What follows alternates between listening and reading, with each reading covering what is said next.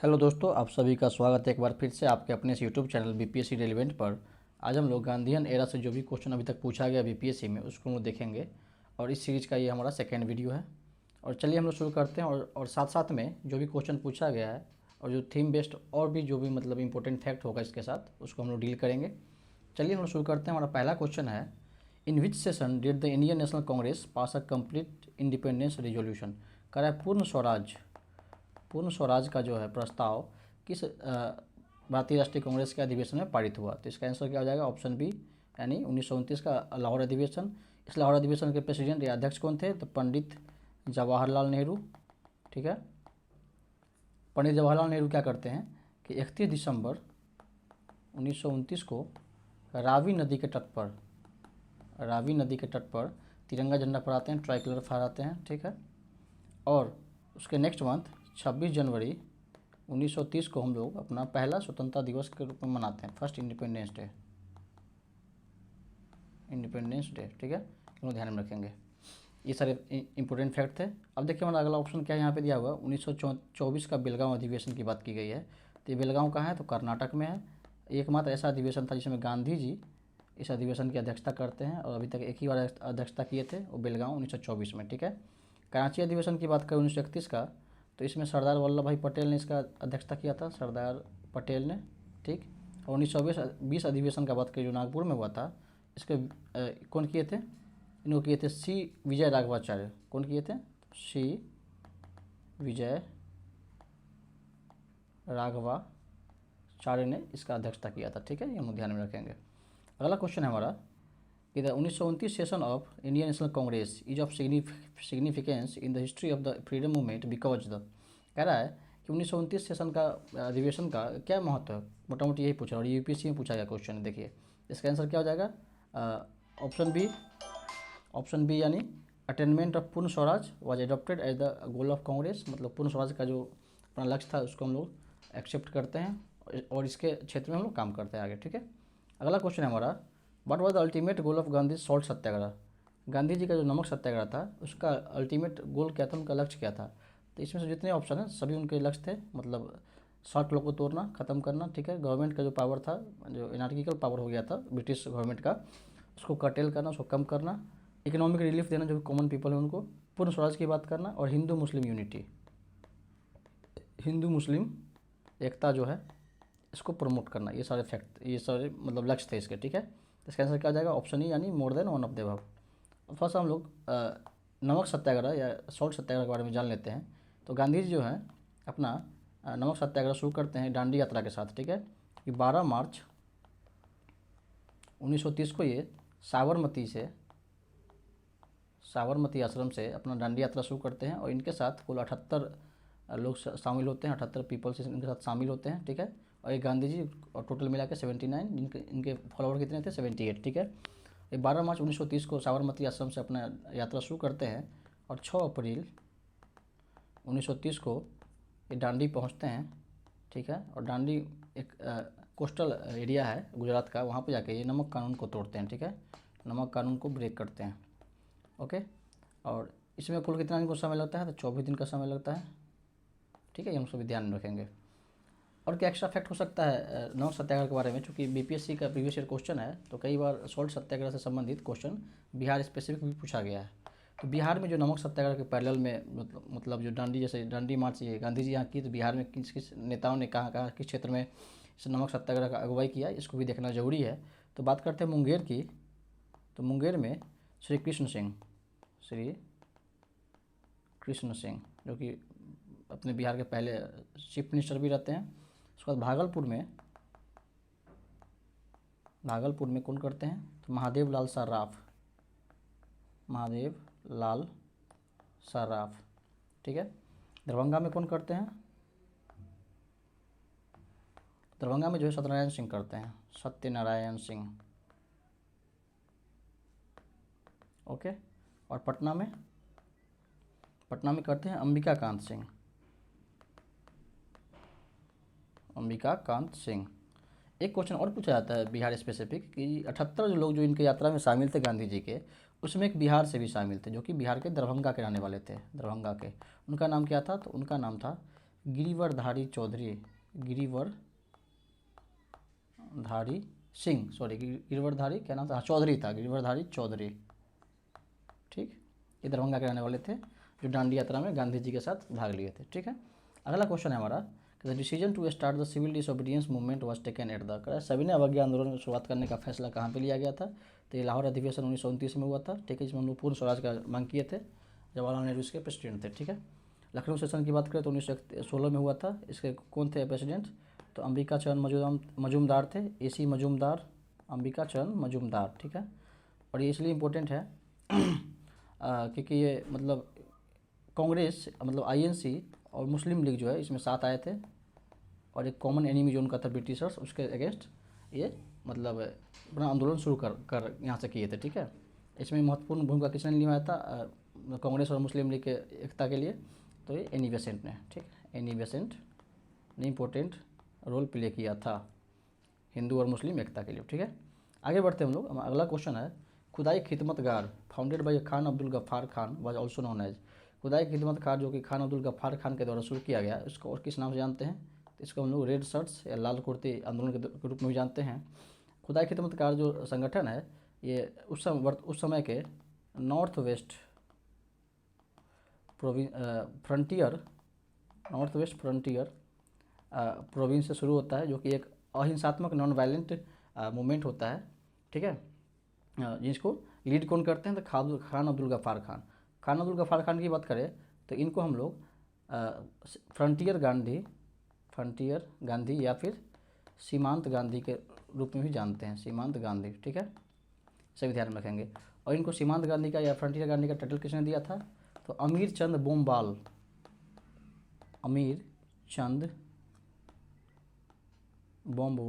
ये ध्यान में रखेंगे, एक्स्ट्रा फैक्ट है, जानना जरूरी है। और इनको खान अब्दुल गफ्फार खान को 1987 में भारत रत्न से नवाजा जाता है, भारत रत्न दिया जाता है, ठीक है, ये हम सभी ध्यान रखेंगे। अगला क्वेश्चन है हमारा, for how many days does the Dandi March last, का डांडी यात्रा जो है कितने दिनों तक चला, तो 24 दिन तक चला, हम सभी जानते हैं। ये 6 मार्च से शुरू होता है, सॉरी एक मिनट, ये 12 मार्च से शुरू होता है, ठीक, और 6 अप्रैल तक चलता है, ठीक, हम सभी ध्यान में रखेंगे। अगला क्वेश्चन है हमारा, who among the following organised Vedaranyam Satyagraha in April 1930, का वेदारण्यम सत्याग्रह 1930 में, अप्रैल 1930 में किसने शुरू किया था, तो इसका आंसर हो जाएगा ऑप्शन बी, सी राजगोपालाचारी।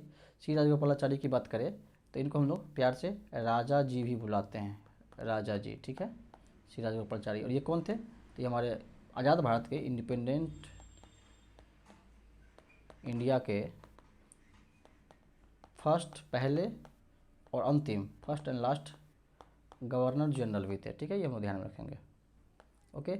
और राजगोपालाचारी से क्या इंपॉर्टेंट फैक्ट बच जाता है अपना, तो इन्होंने CR फार्मूला दिया था, CR फार्मूला कब दिया था, तो 1944 में, 1944 में, ठीक है, ये हम ध्यान में रखेंगे। और ये CR फार्मूला किससे संबंधित था, तो ये था कांग्रेस और मुस्लिम लीग जो है, मुस्लिम लीग शॉर्टकट में लिख रहे हैं लीग, इस दोनों का जो है मतलब कैसे साथ में कोऑपरेट करेंगे, इनका मतलब वर्किंग कोऑपरेशन का जो मॉड्यूल होगा वो कैसे होगा, ये सारी चीज़ें पे इन्होंने CR फार्मूला दिया था, ठीक है। इन्होंने आज़ादी के बाद 1959 में, 1959 में स्वतंत्र पार्टी का गठन किया था, स्वतंत्र पार्टी का गठन किया था इन्होंने, सी राजगोपालाचारी ने, ठीक है। आगे बढ़ते हैं हम लोग, अगला क्वेश्चन देखते हैं। हमारा अगला क्वेश्चन है, who was the first women president of Indian National Congress, कह रहा है कि प्रथम महिला अध्यक्ष कौन थी भारतीय राष्ट्रीय कांग्रेस की, तो इसका आंसर हो जाएगा option B, Annie Besant. Annie Besant की बात करें तो ये थियोसॉफिकल सोसाइटी के अध्यक्ष भी थी, प्रेसिडेंट थी, थियोसॉफिकल सोसाइटी की अध्यक्ष थी। इस क्या नाम है इसका, थियोसॉफिकल सोसाइटी का स्थापना किसने किया था, तो उनका नाम था HP Blavatsky, madam HP Blavatsky और कर्नल ऑलकॉट, इन दोनों ने मिलकर थियोसॉफिकल सोसाइटी का गठन किया था। ये सारे क्वेश्चन पूछे जाते हैं एग्जामिनेशन में। और एनी बेसेंट की बात करते हैं थोड़ा सा और आगे बढ़ते हैं हम लोग। तो ये कब बनी थी, मतलब फर्स्ट वुमेन प्रेसिडेंट कब बनी थी, पहली महिला अध्यक्ष है, तो ये INC का सेशन था 1917 का, कहाँ हो रहा था, तो कलकत्ता में, वहाँ इन्होंने अध्यक्षता किया था, ठीक है। और यहाँ बात करें सरोजिनी नायडू की, तो सरोजिनी नायडू जो है फर्स्ट इंडियन वीमेन प्रेसिडेंट थी, प्रथम भारतीय महिला अध्यक्ष थी, ठीक है। और ये पहली महिला अध्यक्ष, और पूछे पहले भारतीय महिला अध्यक्ष, तो ये कौन थी, तो ये एनी बेसेंट थी, फर्स्ट इंडियन वीमेन प्रेसिडेंट, ठीक। ये हम लोग ध्यान में रखेंगे। आप लोग कमेंट करके बताएंगे कि ये किस अधिवेशन में और ईयर क्या था, यदि आपको पता हो तो बताएंगे, ठीक है। नहीं तो आप कमेंट करेंगे तो मैं उस पर उसका जो भी राइट आंसर होगा मैं पिन कर दूंगा, ठीक है। और एनी बेसेंट की बात करें, थोड़ा सा और आगे बढ़ते हैं, एनी बेसेंट के बारे में जानते हैं हम लोग। तो एनी बेसेंट का 2 न्यूज़पेपर है, उसको ध्यान से हम लोग देख लें। एक है कॉमनवेल, जो कि एग्जाम में बार बार पूछा जाता है, एक मिनट यार, कॉमनवेल, और दूसरा है न्यू इंडिया, ठीक है। ये हम सब ध्यान में रखेंगे, ठीक है। ये हो गया अपना। आगे बढ़ते हैं हम। अगला क्वेश्चन हमारा, देखिए फिर से क्वेश्चन रिपीट किया गया है। New India and Commonwealth newspaper were associated with, किनका है ये, तो एनी बेसेंट का है, हम सभी जानते हैं, ठीक है। यहाँ पे बात है राजा राम मोहन राय की, तो राजा राम मोहन राय को राजा का टाइटल किसने दिया था, तो अकबर सेकेंड ने दिया था, अकबर सेकेंड। इनकी मृत्यु कैसे हुई, तो अल्जाइमर से, इनको सर में चोट लग गया था, तो अल्जाइमर से इनकी मृत्यु हो जाती है, ठीक है। और ये जो है क्या, फादर ऑफ इंडियन रेनेसा भी कहा जाता है, फादर ऑफ इंडियन रेनेसा, मतलब भारत में पुनर्जागरण का जनक जो है राजा राम मोहन राय को कहा जाता है, ठीक है। ये सारा फैक्ट था। अगला क्वेश्चन है हमारा, उसको हम देखते हैं। अगला क्वेश्चन हमारा, who are the third satyagrahi of individual satyagraha launched by Mahatma Gandhi in 1940। कह रहा है व्यक्तिगत सत्याग्रह की बात कर रहा है, व्यक्तिगत सत्याग्रह। व्यक्तिगत सत्याग्रह कब चालू होता है, तो 1940 में होता है। क्या सिचुएशन होता है कि इसको चालू करना पड़ता है, क्या कंडीशन रहता है उस समय, तो उस समय अगस्त प्रस्ताव आता है, अगस्त ऑफर 1940 में, ठीक है। उस समय सेकेंड वर्ल्ड वॉर चल रहा होता है, तो उसको जो कांग्रेस ठुकरा देता है अगस्त प्रस्ताव को, और गांधी जी इसमें व्यक्तिगत सत्याग्रह करने की बात करते हैं। तो उसमें प्रथम सत्याग्रही जो है, पहले सत्याग्रही अपने बनते हैं विनोबा भावे। एक पूछे कि पहले सत्याग्रही कौन थे, तो विनोबा भावे थे। दूसरे सत्याग्रही कौन थे, तो ये थे अपने जवाहरलाल नेहरू, सेकेंड सत्याग्रही। और ब्रह्मदत्त की बात करें तो ये थर्ड सत्याग्रही थे। तो इसका आंसर क्या हो जाएगा, ऑप्शन सी हो जाएगा, Brahmadatt was the third satyagrahi of individual satyagraha, ठीक है। आगे बढ़ते हैं हम लोग थोड़ा सा। बिहार में भी ये व्यक्तिगत सत्याग्रह या इंडिविजुअल सत्याग्रह किया गया था। तो बिहार की हम लोग बात करें, तो बिहार में जो प्रथम सत्याग्रही थे उनका नाम था श्री कृष्ण सिंह, ठीक है, श्री कृष्ण सिंह। द्वितीय सत्याग्रही कौन थे, सेकेंड सत्याग्रही थे अनुग्रह नारायण सिंह, अनुग्रह नारायण सिंह, ठीक है। ये हम लोग ध्यान में रखेंगे, पहले श्री कृष्ण सिंह, दूसरे अनुग्रह नारायण सिंह। अगला क्वेश्चन है हमारा, who launched the secret radio during quit India movement. कर भारत छोड़ो आंदोलन के दौरान ये सीक्रेट रेडियो का संचालन किसने किया था, तो इसका आंसर हो जाएगा ऑप्शन डी, उषा मेहता। और उषा मेहता के साथ साथ यदि ऑप्शन में राम मनोहर लिया तो ये भी होगा राम मनोहर लोहिया, ठीक है। इन लोगों ने मतलब सीक्रेट रेडियो का संचालन किया था।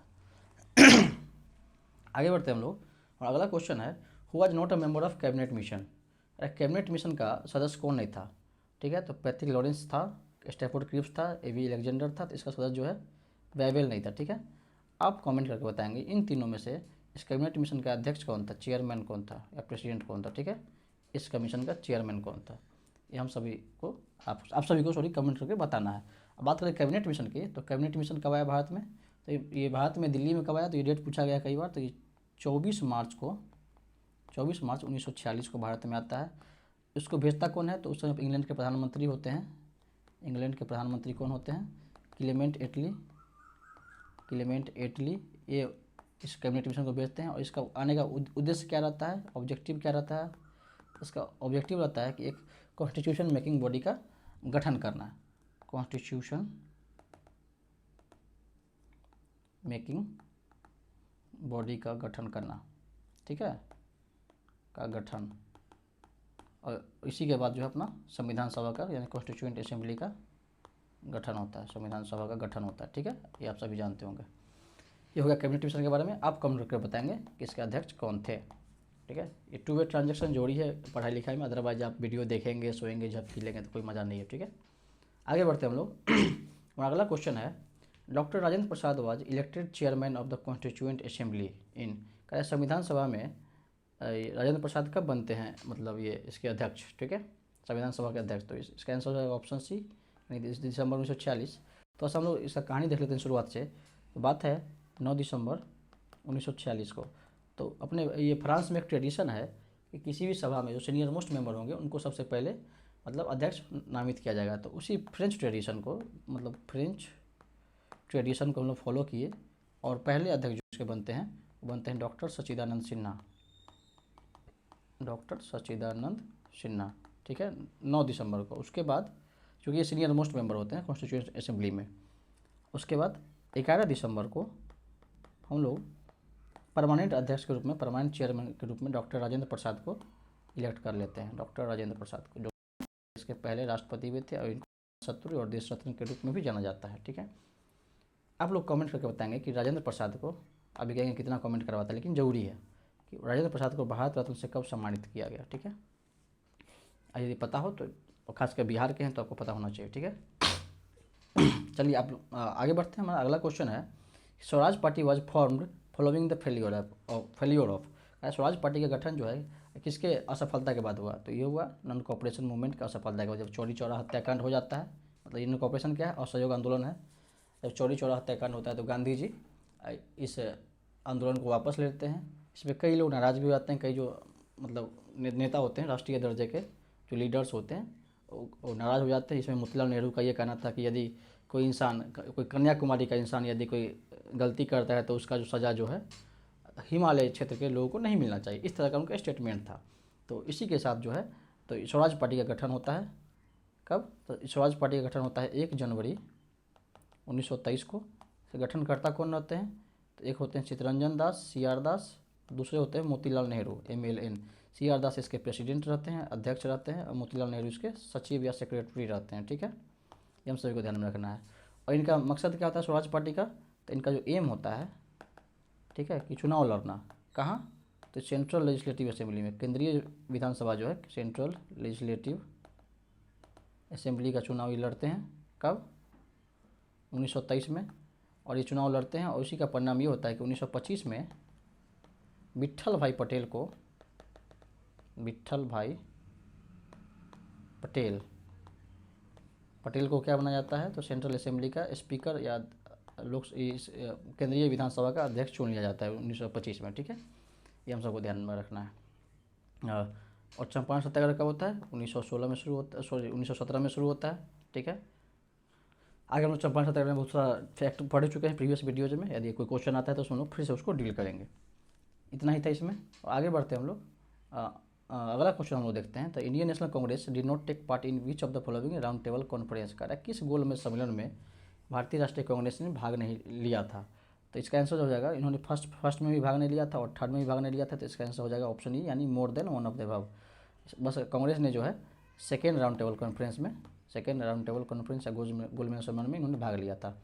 और कांग्रेस की तरफ से गांधी जी ने भाग लिया था, ठीक है, गांधी जी। और कहानी ये था कि 5 मार्च 1931 को गांधी इरविन समझौता है, गांधी इरविन पैक्ट होता है, ठीक। उसके बाद जो है कांग्रेस की सहमति होती है कि चलो ठीक है हम जाके गोलमेज सम्मेलन में भाग लेंगे, और कांग्रेस के बिहाफ पे गांधी जी जाते हैं, ठीक है। आप फिर से कमेंट करके बताएंगे गांधी जी जो जाते हैं इंग्लैंड, लंदन गोलमेज सम्मेलन में भाग लेने के लिए, तो जिस जहाज़ से जाते हैं, जिस शिप से जाते हैं, उस शिप का नाम क्या रहता है? नाम बताएंगे आपको, क्योंकि ये भी क्वेश्चन आपके BPSC में, वन डे कम्पिटिटिव एग्जामिनेशन जो भी हुआ है सब में क्वेश्चन मोस्ट रिपीटेड क्वेश्चन में से मैं जो भी बता रहा हूँ यहाँ पे, जो क्वेश्चन पूछा गया अभी तक एग्जामिनेशन में, मैं वही बता रहा हूँ। ज्ञान की कोई बातें यहाँ पे नहीं हो रही है, ठीक है। आप लोग कमेंट करके प्लीज़ बताएंगे, ठीक है। तो भारतीय राष्ट्रीय कांग्रेस ने किस गोलमेज सम्मेलन में भाग लिया? तो दूसरे वाले में भाग लिया था, फर्स्ट और थर्ड में भाग नहीं लिया था। और कभी पूछ दिया जाए आपसे कि कौन से ऐसे 2 व्यक्ति थे जो कि मतलब तीनों राउंड टेबल कॉन्फ्रेंस में भाग लिए थे, वो थे डॉक्टर अम्बेडकर, बाबा साहब भीमराव अम्बेडकर, और दूसरे थे तेज बहादुर सप्रू। तेज बहादुर सप्रू ने तीनों गोलमेज सम्मेलन में भाग लिया था, ठीक है। ये हम लोग ध्यान में रखेंगे। आगे बढ़ते हैं हम लोग। अगला क्वेश्चन है हमारा, when was the Poona pact signed? कह रहा है पूना पैक्ट कब साइन किया गया था? पूना पैक्ट, तो पूना पैक्ट जो है 24 सितंबर 1932 को साइन किया था। पूरा ध्यान में रखेंगे डेट के साथ, ठीक है। इसमें कहानी ये रहता है, थोड़ा सा देख लेते हैं कहानी क्या था। होता क्या है कि अगस्त 1932 में उस समय का जो इंग्लैंड का प्रधानमंत्री रहता है उसका नाम था रैमसे मैकडोनाल्ड। ये जो है कम्युनल अवार्ड का घोषणा करता है, कम्युनल अवार्ड, जिसको सांप्रदायिक पंचाट भी कहा जाता है, ठीक है, कम्युनल अवार्ड कहा जाता है, ठीक है। इसमें ये प्रोविज़न था कि मतलब जो भी दलित वर्ग के लोग हैं, जो मतलब डिप्रेस्ड क्लास के पीपल हैं भारत में, उनको जो है सेपरेट इलेक्टोरेट दिया जाएगा और वो मतलब अलग चुनाव लड़ेंगे। और उनको जो है ऑफ़र किया गया था कि आप कुल 71 सीट पे चुनाव लड़िएगा, ठीक है, रैमसे मैकडोनाल्ड के द्वारा, ठीक है। तो इसमें मतलब अम्बेडकर का सहमति रहता है, बट इसके विरोध में 20 सितंबर 1932 को गांधी जी जो है पुणे के यरवदा जेल में आमरण अनशन में बैठ जाते हैं, भूख हड़ताल पे बैठ जाते हैं। और उसके बाद 24 सितंबर को फिर से जो एक मतलब 24 सितंबर 1932 को पूना पैक्ट साइन होता है अम्बेडकर और गांधी के बीच में। उसमें ये प्रावधान बनता है कि आपको 71 सीट ऑफर किया था ना, हम आपको 147 सीट देते हैं प्रांतीय विधानसभा में, प्रोविंशियल लेजिस्लेटिव असेंबली में, ठीक है। लेकिन आपको साथ में मिल के लड़ना है, अलग थलग होकर नहीं लड़ना है, ठीक है। ये हम लोग ध्यान में रखेंगे। और कभी कभी आपसे ये भी पूछ देगा कि पूना पैक्ट तो गांधी और अम्बेडकर के बीच में हुआ, तो इसके सिग्नेटरीज कौन थे, मतलब हस्ताक्षरकर्ता कौन थे। तो दलित लोग की तरफ से अम्बेडकर जी थे, डॉक्टर अम्बेडकर, ठीक, अम्बेडकर। और हिंदू की तरफ से कौन थे, हिंदू और कांग्रेस की तरफ से, हिंदू नहीं सॉरी कांग्रेस कहा जाएगा, कांग्रेस की तरफ से कौन थे, तो महामना थे अपने, महामना कौन है, तो डॉक्टर मदन मोहन मालवीय, जिन्होंने BHU का स्थापना किया था, ठीक है।